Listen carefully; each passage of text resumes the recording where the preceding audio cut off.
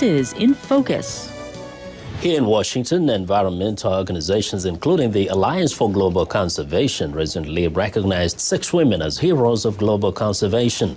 The manager of the Jane Goodall Institute's Care program in Tanzania, Mary Mavanza, was one of the honorees and spoke with viewers. Paul Ndiho. We are mainly environmental conservation organization. We are working with the communities around areas where there are chimpanzees, and these are mainly on Western Tanzania, especially on the Gombe National Park and Mahale National Park, and some of them are even outside those national parks, but just in the wild, but they are very precious to us. So we work with the communities that are living around those areas to ensure that they participate in making sure that those animals survive. You play so many different roles. You're a community leader. At the same time, you're trying to help women out there to conserve the environment. And you're recently recognized for being one of those role models here in the United States. Bring me up to speed.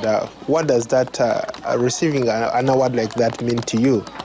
Well, it meant a lot to me, but more for the women that I'm working with, because I know with the community that I'm working with, women are kind of playing the key role in conservation.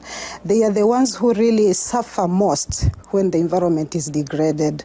And so they are the ones when you invest with, you can be sure that they can make change in conservation efforts. How important has been the Jane Goodall Institute in trying to help women in Tanzania? We, as Jane Goodall Institute, have been working with these communities I'm talking about for more than 15 years.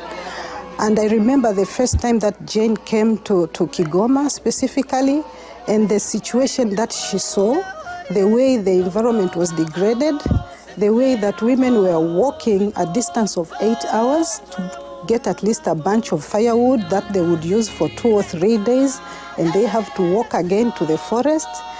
And the way, they were having a very high population growth rate. And, life was very difficult by then.